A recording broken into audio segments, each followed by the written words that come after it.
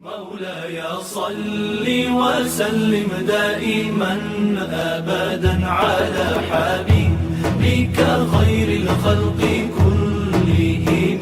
مولاي صل وسلم دائما أبدا على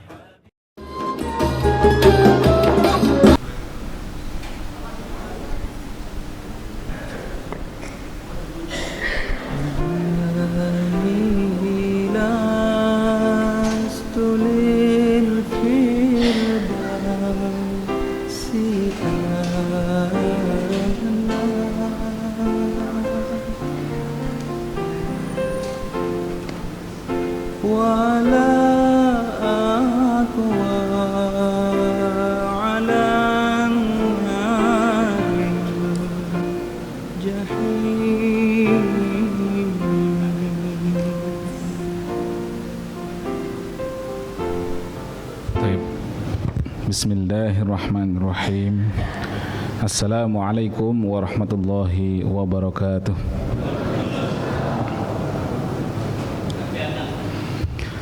Alhamdulillah wassalatu wassalamu ala Rasulillah wa ala alihi wa sahbihi wa mawalah. Wala haula wala quwwata illa billah.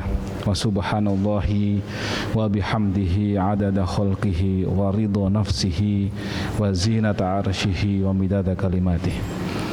Mari kita buka kajian hadis ini dengan bersama membaca basmalah. Bismillahirrahmanirrahim. Rabbi shrahli sadri wa yassirli amri wahlul 'uqdatam min lisani yafqahu qawli. Subhanaka la ilma lana illa ma 'allamtana innaka antal alimul hakim. Bapak-bapak dan ibu-ibu para jamaah Masjid Baitus Salam, kajian hadis yang dirahmati Allah Subhanahu wa taala. Alhamdulillah biidznillah wa ala kulli ni'matillah.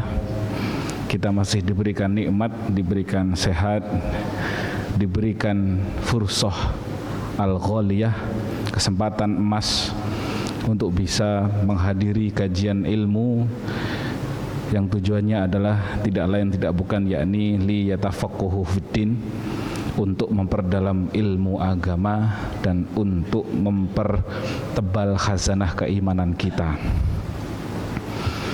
Karena di antara dari beberapa saudara-saudara kawan-kawan mukmin dan muslim kita, mungkin ada yang belum terpanggil keimanannya, belum terpanggil hidayahnya, sudah diberikan jalan, mungkin sudah dapat share-sharean WA-nya admin MBS, akan tetapi karena uzur, akan tetapi karena kecondongan kepada yang lain, atau mungkin karena memang kekuatan dari pihak ketiga eksternal, syaitan dan lain sebagainya lebih kuat. Bisa jadi, boleh jadi Allah yang mengirimkan bapak dan ibu-ibu dalam majelis ini tujuannya tidak lain adalah untuk keberkahan dan ridho yang diturunkan Allah kepada bapak dan ibu-ibu sekalian, insya Allah. Yang terpenting adalah niatnya, yang terpenting adalah tajdidun niyahnya. Karena tidak ada amalan tidak bisa dijadikan pahala kecuali dari sumber awal niatnya. Ada yang datang ikut kajian karena dari buka rumah, buka pintu gerbang rumah sudah ingin dilihat orang lain, sudah ingin dilihat, oh nondi pak, masjid insya Allah ini mau ikut kajian Ustadz Teddy. Bukan karena Ustadz Teddy-nya, karena menonjolkan dirinya ingin ikut jamaah kajian.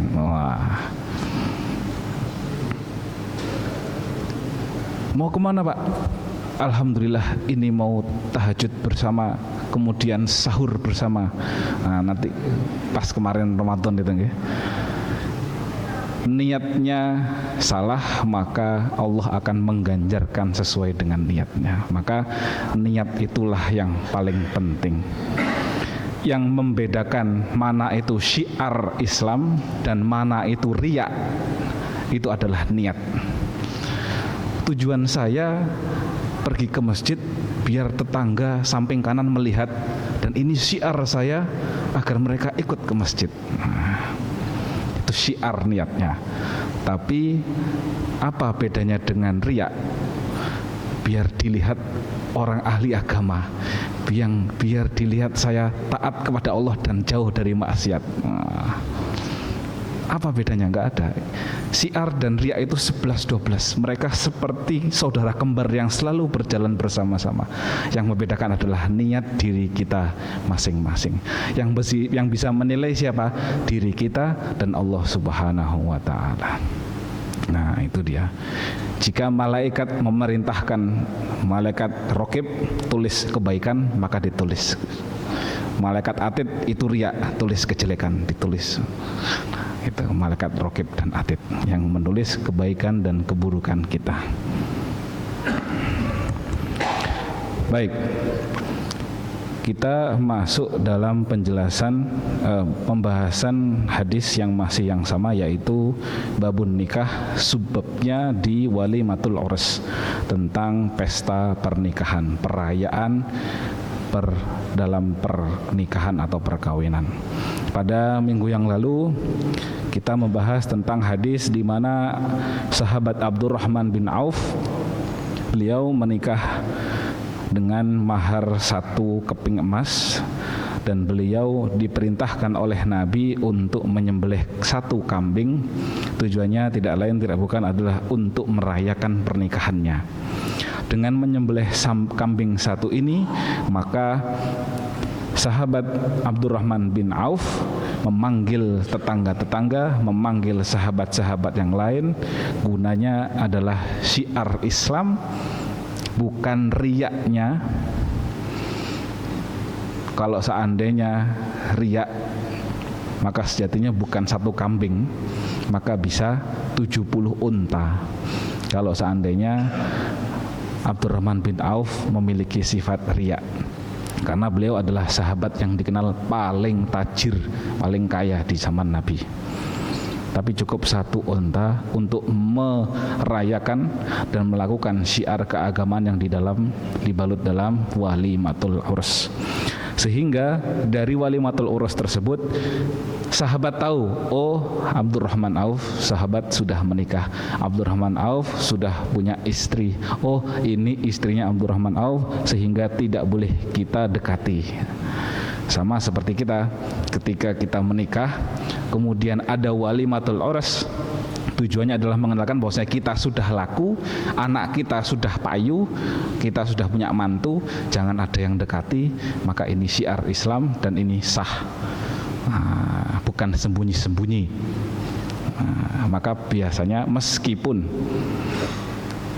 nikah siri itu sah, tapi kalau nggak ada walimah itu biasanya nggak sah kalau di kita.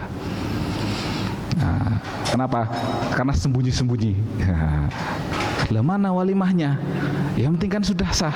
Loh tapi kan tetangga-tetangga nggak tahu mana surat-suratnya. Wah, akhirnya diusir dari RT RW karena tidak punya surat resmi dari KUA dan lain sebagainya. Ini masalah adat istiadat. Ini masalah budaya yang bisa dijadikan hukum. Dalam usul fiqh ada namanya al-adah muhakkamah. Adat, istiadat, kebiasaan, norma, hukum bisa dijadikan ketetapan hukum. Kalau memang adatnya di sini orang menikah harus dirayakan, ya dirayakan. Kalau seandainya sembunyi-sembunyi, meskipun itu sah secara agama, bisa dianggap melanggar norma dari daerah-daerah tertentu. Mungkin di kalangan Timur Tengah nggak masalah, mungkin di Saudi nggak masalah. Yang penting akad nikah, ada wali, ada mahar, ada saksi, selesai, sudah, itu sah. Karena walimah ini perintah yang ditekankan namun tidak dihukumi wajib, seperti itu. Kemudian berikutnya, perintah walimah ini adalah min janibiz zauj, yaitu dari laki-laki. Karena Nabi memerintahkan langsung kepada Abdurrahman bin Auf untuk merayakannya. Maka berdasarkan dari hadis ini tidak ada paksaan, tidak ada tuntutan dari ahli zaujah, dari keluarga yang perempuan. Seperti itu. Kita masuk pada hadis berikutnya. Wa an Ibnu Umar, dari Ibnu Umar radhiyallahu anhuma qala Rasulullah sallallahu alaihi wasallam, idza du'iya ahadukum ila walimah falyatiha, muttafaqun alaih. Jika kamu diundang, dipanggil ke acara pernikahan walimah, maka datanglah. Falyatiha.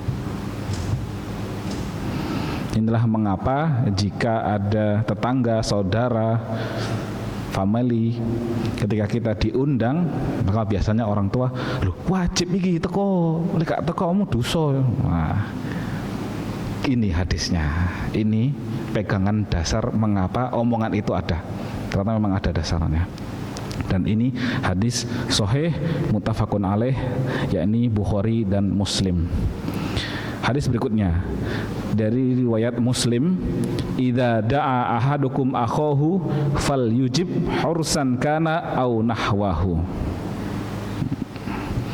Jika seseorang di antara kalian atau saudara kalian mengundang kalian, memanggil kalian, da'a itu da'a yad'u, dakwah. Dakwah itu memanggil, dakwah. Jadi bisa dimaknai meminta datang, mengundang, dan lain sebagainya. Jika seseorang saudara di antara kalian mengundang kalian, meminta datang, maka jawablah, maka datanglah. Baik itu walimatul aurus atau yang lainnya. Jadi yang pertama, hadis muttafaqun alaih Bukhari Muslim, spesifik membicarakan tentang walimatul aurus, undangan pernikahan, maka datanglah. Hadis berikutnya, riwayat Muslim ditambahkan, bukan hanya walimatul urus, dakwah yang lain pun kalau dipanggil saudara, teman, tetangga, itu juga datanglah.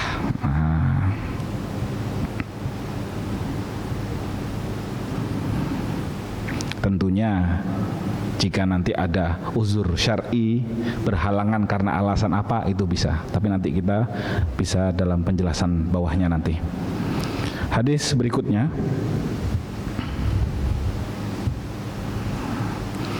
wa an Abi Hurairah radhiyallahu anhu qala Rasulullah sallallahu alaihi wasallam, syarrut ta'ami ta'amul walimah yumna'uha man ya'tiha wa yud'a ilaiha man ya'baha. Sebenarnya, kata Nabi, sejelek-jelek makanan itu adalah makanan yang ada di dalam walimah. Mengapa?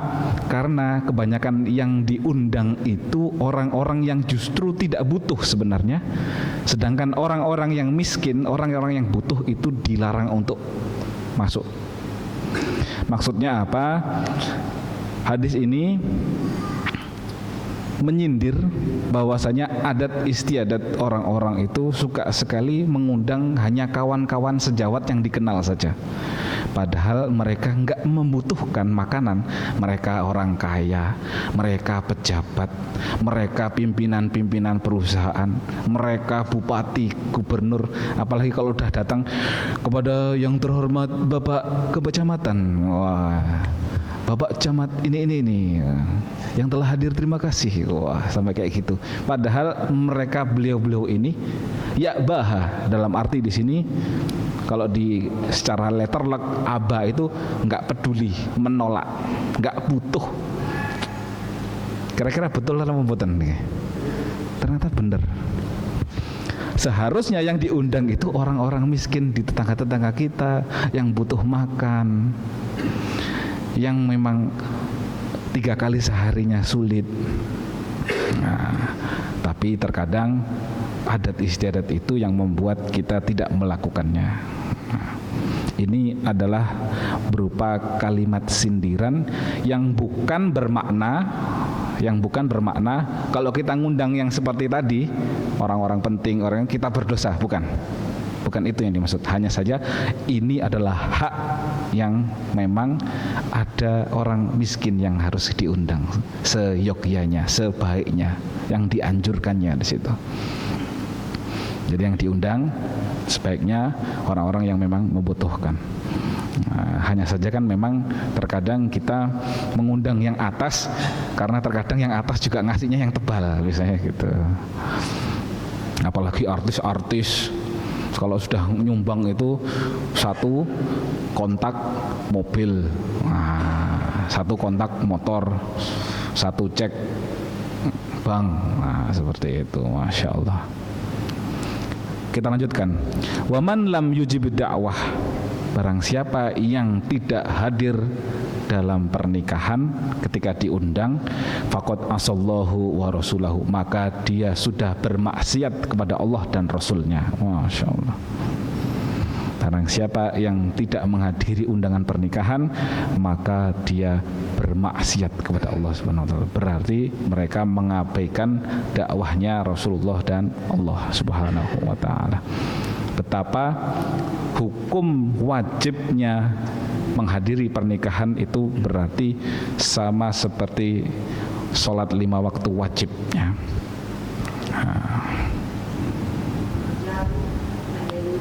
Monggo. Kalau jauh bagaimana Ustaz? Nah, ini nanti ada jawabannya. Jika ada uzur syar'i, boleh. Namun dengan syarat harus langsung minta maaf kepada yang mengundang. Ini yang penting, ini harus minta maaf kepada yang mengundang, karena yang mengundang itu memiliki harapan kedatangan Anda. Ketika Anda tidak datang, maka memunculkan rasa gundah gulana. Maka minta maaf tidak datang itu disyariatkan untuk menggugurkan uzur syar'i tadi. Jadi bukan hanya didiamkan, tapi tetap harus bilang. Insya Allah nanti ada penjelasannya. Kita masih masuk dalam hadis berikutnya yang masih dalam hal dakwah dalam pernikahan atau mengundang dalam pernikahan. Wa an Abi Hurairah radhiyallahu anhu qala Rasulullah sallallahu alaihi wasallam, idza du'iya ahadukum falyujib. Jika engkau diundang dalam sebuah pernikahan, maka datanglah. Fa in kana sha'iman falyusalli wa in kana muftiran falyat'am. Kalau seandainya kamu diundang dalam keadaan itu kamu sedang berpuasa, kalau engkau ingin menolaknya, maka doakan saja tanpa memakan. Tapi kalau engkau berniat membatalkan puasamu, maka makanlah. Oh, gampang Ustaz. Orang ngundang itu kan biasanya seminggu sebelum, atau 2 minggu sebelum, atau bahkan sebulan sebelumnya. Tentunya di hari itu kita sudah persiapkan. Oh, saya Daud ini pas hari ini, tapi gimana ya? Kalau saya bolong Daudnya nanti gak istiqomah saya lanjutkan saja, tidak apa-apa, karena hadisnya fa in kana shaiman falyusalli. Yusolli di sini bukan dimaksud sholat, tapi doakan saja. Namun menghadiri pernikahan untuk merayakannya itu wajib. Monggo setelah foto-foto misalkan, monggo diunjuk, monggo di ini makan hidangannya, nggih pulang. Itu tidak perlu menjelaskan, ngapunten saya puasa Daud, alhamdulillah sudah 5 tahun saya puasa Daud. Muncul lagi tadi riaknya. Nggak usah bilang, langsung pulang saja. Kalau seandainya pada hari itu Daud kemudian diniatkan besok ini menghadiri nikahan, sudahlah saya nggak puasa Daud. Kenapa? Hadisnya ini boleh kok. Apalagi itu puasa sunnah.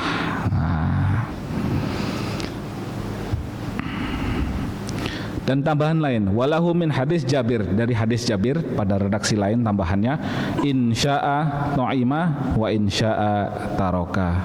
Kalau dia menghendaki dia makan, kalau enggak menghendaki ya sudah tinggalkan saja, pulang saja.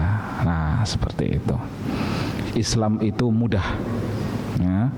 Yuridullahu bikumul yusra wala yuridu bikumul usra. Allah selalu menginginkan umat-umatnya untuk memilih kemudahan, bukan untuk menyulitkan diri karena hukum, karena pilihan, membingungkan, meragukan dan lain sebagainya. Tinggalkan keraguan-keraguan itu. Masih dalam pembahasan hadis yang sama. Wa 'an Ibnu Mas'ud radhiyallahu anhu qala Rasulullah sallallahu alaihi wasallam ta'amul walimati awwala yaumin haqqun. Mengadakan walimah atau makanan yang dihidangkan ketika walimah hari pertamanya itu kewajiban, haqqun. Wa ta'amu yaumits tsani sunnah, dan merayakan walimah hari kedua itu sunnah. Wa ta'amu yaumits tsalisi sum'ah, kalau merayakan walimah 3 hari itu namanya sum'ah. Sum'ah itu hampir sama dengan sombong. Jadi ada ujub, ada takabur, ada sum'ah, ada riya. Kalau takabur, sombong secara personal, sifatnya dia ingin menunjukkan dirinya. Kalau secara riya, riya itu dari kata ro'a yaro, suka dilihat, suka dipandang, riya. Kalau sum'ah itu dari kata sami'a yasma'u, suka didengar indah. Nah, itu kalau dibahasakan di Indonesia adalah kelihatan sombong gitu aja. Nah, itu sum'ah. Man sama'a sama'allahu bihi, siapa yang menyombongkan diri maka Allah akan menyombongkan diri darinya, maka dia akan mendapatkan laknat Allah subhanahu. Naudzubillah min dzalik. Hadis ini jelas bahwasanya jangan terlalu berlebih-lebihan dalam perayaan walimatul urs. Adatnya orang, apalagi di Indonesia, bermacam-macam suku, daerah dan lain sebagainya. Bahkan ada yang merayakan 7 hari 7 malam. Nah, ada nggih? Masih ada nggih kira-kira nggih? Ada. Di Padang, di Sumatera, di Bugis. Itu mungkin masih ada. Nah, di sini diberikan patokan. Hari pertama itu wajib, hari kedua itu sunnah, hari ketiga itu sudah masuk kesombongan, hati-hati. Jadi maksimal 2 saja. Ini pegangan bapak-bapak dan ibu-ibu kalau ingin membuat acara walimah. Nah, biasanya hari pertama akad nikah di rumah perempuan. Hari keduanya walimah di laki-laki, boleh. Atau hari pertamanya full rumah perempuan, dari temu manten, dari apa segala macam, prosesi kejawennya misalkan gitu. Silahkan, hari pertama wajib. Tapi kalau misalkan besok mau diadakan lagi, monggo, karena itu masih dalam hukumnya sunnah. Nah, kalau mampunya sehari saja Ustaz, enggak apa-apa, karena sudah dapat wajibnya. Kalau besoknya mau diadakan lagi Ustaz, enggak apa-apa, karena itu sunnah. Tapi kalau sudah besoknya masih ada acara lagi, maka itu dinamakan sum'ah, berarti sombong, terlalu berfoya-foya. Apalagi sampai 7 hari 7 malam. Ah, sudah. Kalau teropnya saja Ustaz yang lama enggak apa-apa. Karena biasanya itu pekerjanya itu agak lambat, tapi yang penting bukan merayakan meskipun ada teropnya Mas. Kalau seandainya 1 hari ini di cewek, 1 hari di cowok, apakah terhitung 2 Ustaz? Iya, terhitung 2. Nah, kalau seandainya sudah 2 hari di cewek kemudian 1 hari di cowok, apakah terhitung 3 Ustaz? Nah, ini wallahu a'lam. Namun menurut hitungan hadis ini itu termasuk hitungan. Okay? Hitungan. Dalam Islam tidak ada walimah sebelum akad nikah. Ini kan terkadang istilah kita itu terbolak-balik. Okay? Biasanya itu undangan. Napa niki? Walimah. Loh, sinten sing nikah? Anak kula, Pak. Loh, akadnya kapan? Jumat. Lah, niki undangannya Kamis. Nggih, ini ku nyuwun doa kelancaran. Nah, tapi judulnya walimah. Memang terkadang terbolak-balik istilah itu. Tidak apa-apa. Namun itu bukan perayaan pernikahan. Itu semacam kirim doa, tujuannya untuk memudahkan biar anaknya mudah dalam akad nikah. Nah, namun terkadang istilah ini biar mudah apa? Walimatul arus. Ada yang walimatul urusnya nanti, tapi ini arus. Wah, gimana dari mana itu istilah itu? Kalau itu arus, Ustaz. Nah, kalau nanti setelah nikah itu namanya arus. Nah, nanti urus. Nah, nanti. Hanya saja dalam Islam walimah secara spesifik memang ba'da akad nikah. Titik, sudah. Mau jenengan mengadakan acara qobliyah, kirim doa, ngundang ustadz, ngasih ceramah kepada calon mempelai misalkan, selama tidak mengundang dua-duanya dalam acara itu insya Allah tidak apa-apa. Yang bahayanya adalah ngundang yang calon mempelai laki-laki, ngundang calon mempelai istri, bareng-bareng duduk bersama dalam satu meja, karena belum akad nikah, nggak boleh disatukan. Kalau memang acara tersebut kirim doa di rumah perempuan, ya di rumah perempuan. Di rumah laki-laki, ya laki-lakinya sendiri. Jangan didudukkan bersama karena belum sah. Seperti itu.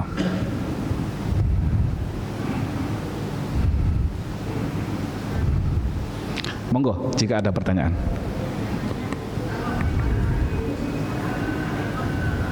Gimana, Bu? Walimatul urus bersama dengan akikoh. Walimatul urus bersama dengan akikoh. Berarti acaranya setelah akad nikah. Sesudah akad nikah, enggak apa-apa.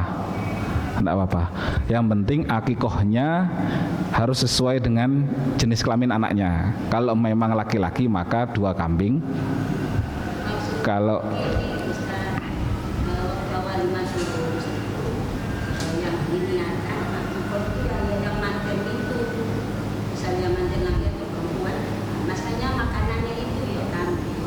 ya.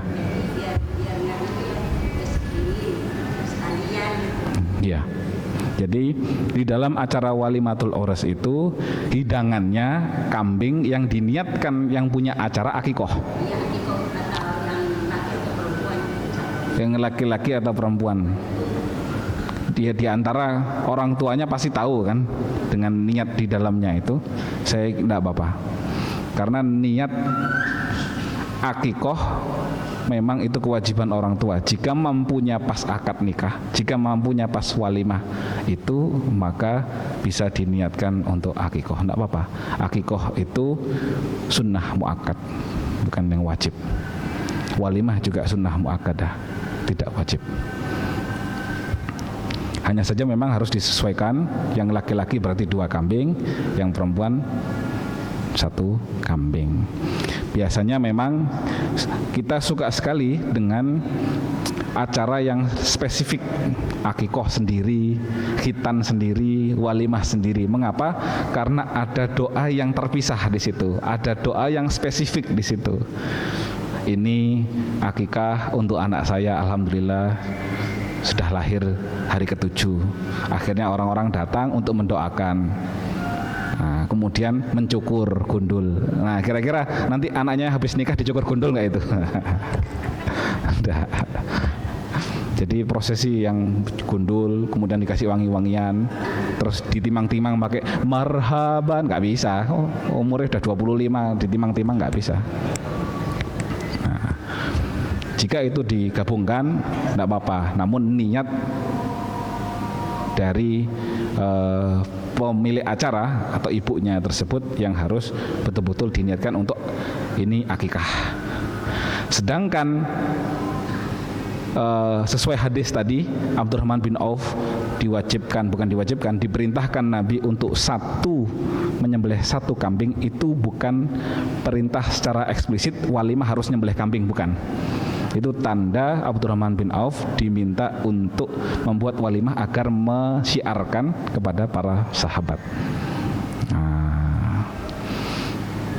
Karena Nabi, nanti dalam hadis juga pernah kita bahas, Nabi ketika menikah dengan Sofiyah, Nabi tidak bisa menghidangkan apa-apa bahkan. Jadi para sahabat membentangkan karpet, kemudian naruh kurma, naruh keju, naruh ini. Jadi bukan kambing, bahkan Nabi seperti itu.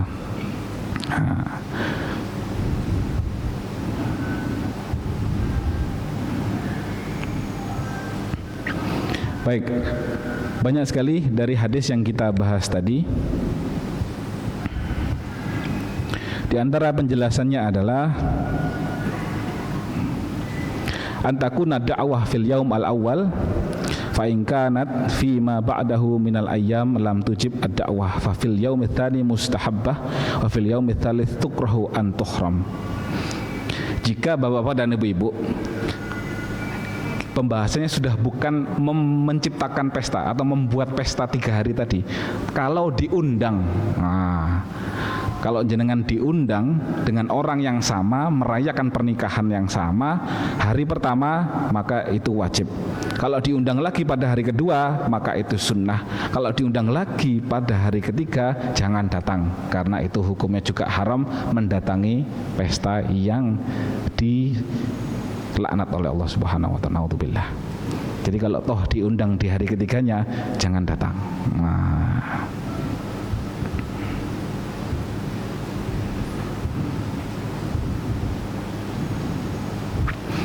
Annal wajibah huwa ijabatu da'wah amal aklu falaisa biwajib.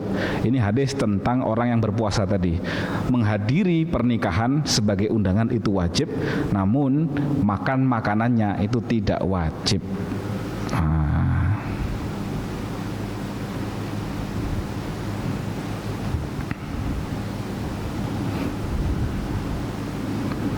Atau dalam hadis lain juga dikatakan idza du'iya ahadukum ila ta'ami wa huwa shaim falyakub inni shaim. Jika ada seorang di antara kalian diundang kemudian dihidangkan makanan, lalu ucapkanlah maaf saya puasa, inni shaim. Itu juga boleh. Tapi ini hadis secara umum ya. Panggilan apapun itu, rapat, kumpul, mendiskusikan sesuatu dan lain sebagainya, maka ini secara umum.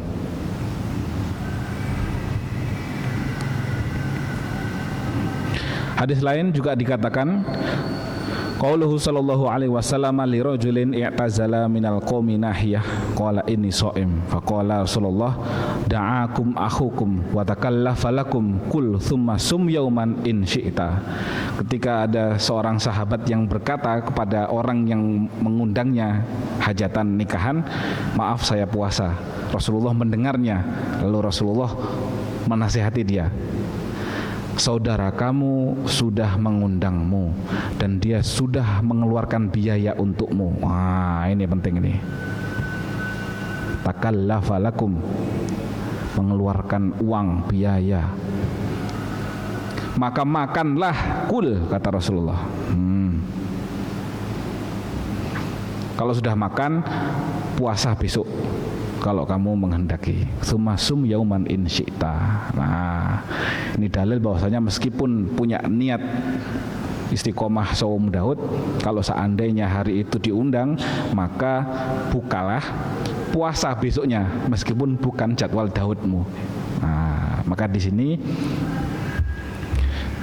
para ulama madhab Asy-Syafi'iyah dan Hanabilah menganggap ini hadis yang paling utama untuk membatalkan puasanya dalam hal menghadiri undangan pernikahan.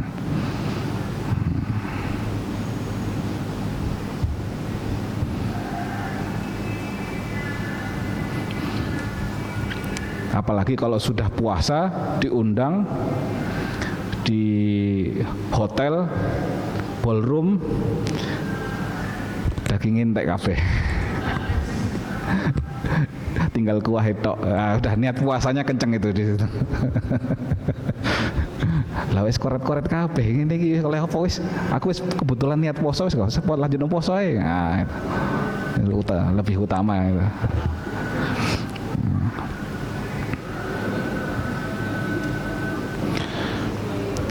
Puasanya sesuai gitu. Penjelasan berikutnya, annal walimah fil yaum al awal wajibah. Walimah di hari pertama itu wajib, wa fil yaumil tsani sunnah mustahabbah. Amma fil yaumil salis pada hari ketiga fahiya riya, itu riya wa sum'ah, dan ini sum'ah dan menjadikan hukumnya haram. Maka jangan terlalu lama dalam perayaan pernikahan, dan ini disetujui disepakati oleh jumhurul ulama dari 4 madhab imam besar, Imam Hanafi, Imam Maliki, Imam Syafi'i, dan Imam Hambali.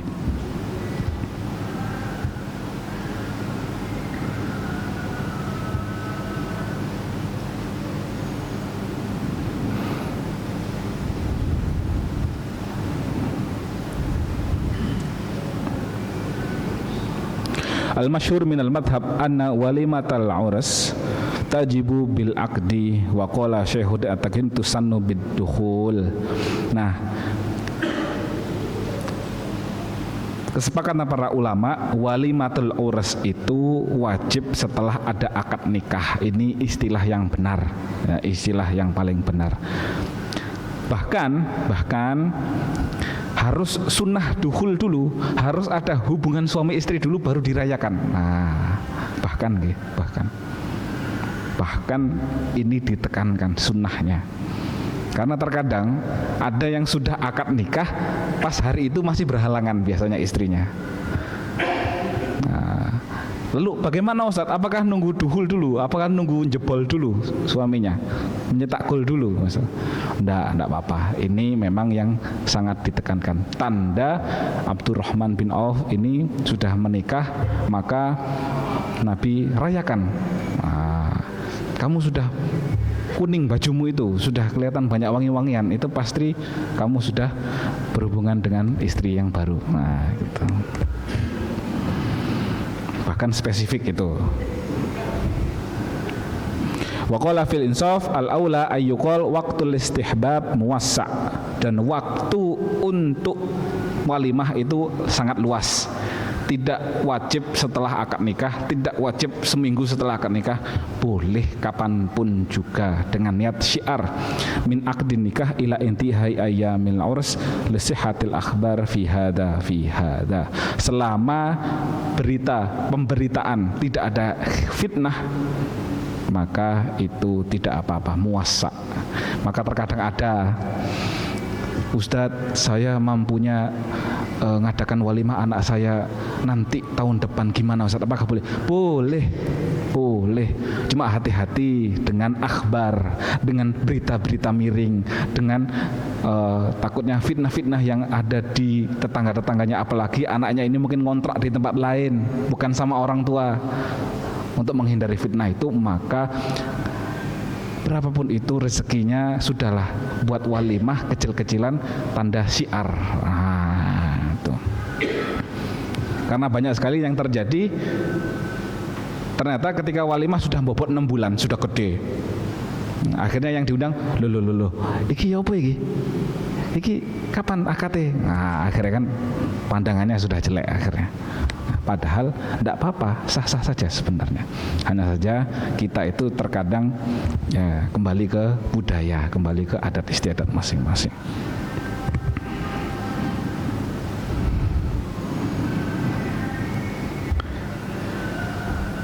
Berkenaan dengan perayaan lebih dari 3 hari, ini termasuk dalam at-tabdzir fil walaim, mubadzir dalam merayakan walimah. Wala tubadzir tabdzira innal mubadzirina kanu ikhwanas syayatin, dalam surah Al-Isra. Janganlah engkau mubazir, karena orang-orang yang mubazir, yang bermewah-mewahan, berlebih-lebihan, berfoya-foya, itu temannya syaitan.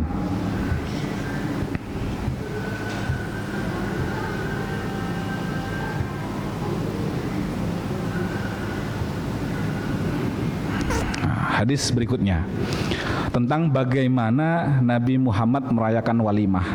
An Sofiyah binti Syaibah radhiyallahu anha qalat. Ini Sofiyah, salah satu dari ummahatul mukminin, beliau meriwayatkan hadis, aulaman Nabi sallallahu alaihi wasallam, Nabi merayakan walimah ala ba'di nisaihi, kepada beberapa istri-istri beliau, bi muddaini min sya'irin, dengan 2 mud biji-bijian. 2 mud biji-bijian. 2 mud itu sama dengan 1.500 gram. Cuma 1,5 kilo. Nabi merayakan walimah dengan menghidangkan 1,5 kilo biji-bijian. Syair ini bisa nabat, usbi, hubbi, bisa kurma, bisa buah-buahan, bisa biji-bijian, bisa gandum dan lain sebagainya. Ini tanda betapa walimah itu ditekankan, berapapun rezekinya, berapapun nominalnya, tidak wajib 1 kambing.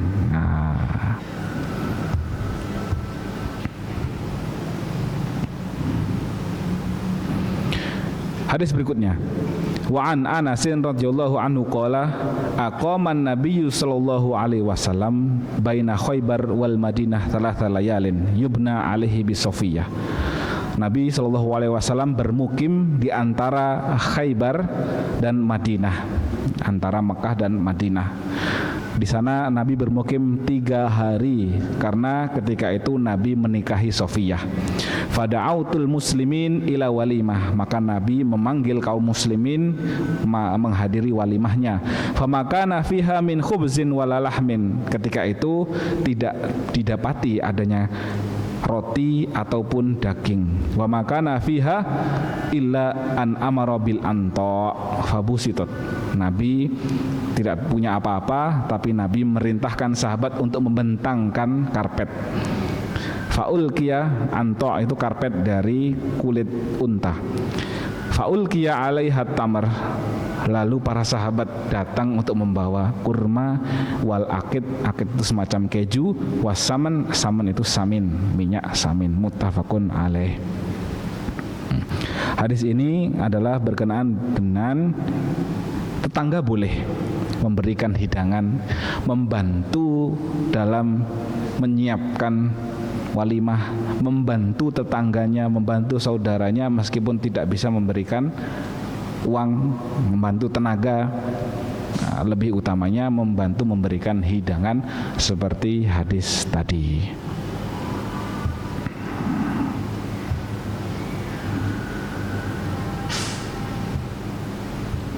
Annal masyru' huwa takhfiful walimah wa da'wah ilaiha wal istidad laha, fa in kana al insan musiran fatakunu bisyataini wa thalath fa akthar qalilan hasba hawla zaujah.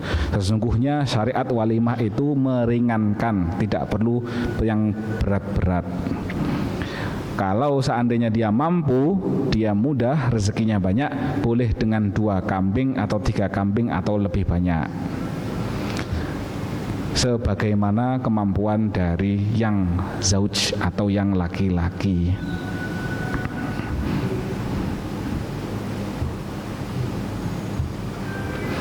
An-nasun al-walimah lizawaj mutaakkirun jiddan fas-safar wa takhaffuf minaz-zat fihi lam yana' min i'dadiha. Perayaan walimah yang dilangsungkan, yang dirayakan, yang harus diadakan oleh seorang suami itu mutaakkid jiddan, sangat ditekankan. Bahkan safarnya Nabi dengan sahabat dari Khaibar ke Madinah itu ditunda hanya untuk merayakan walimahnya Nabi Muhammad SAW.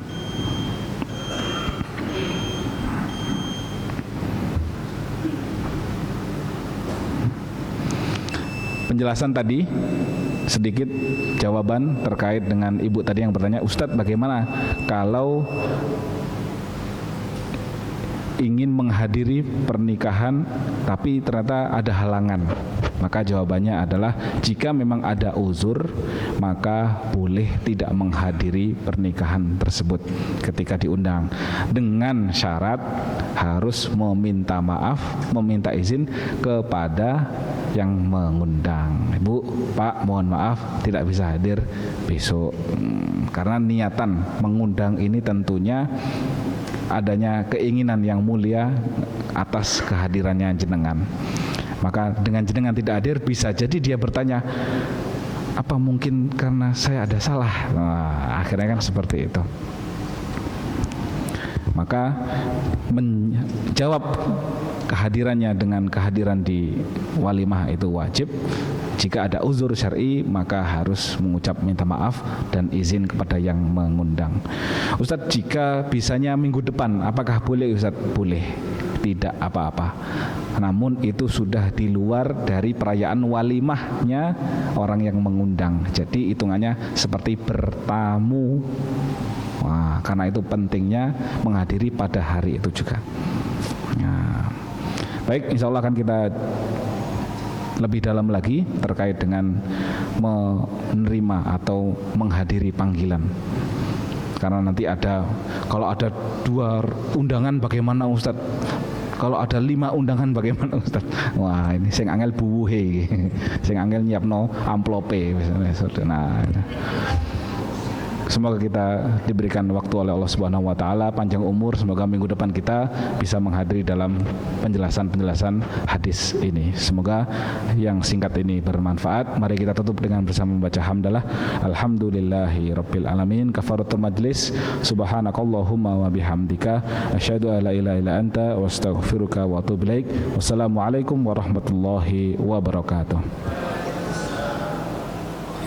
Rahman ya Rahman, sa'idni ya Rahman, ishraq sadri Qur'an, imla qalbi Qur'an, wasli hayati Qur'an.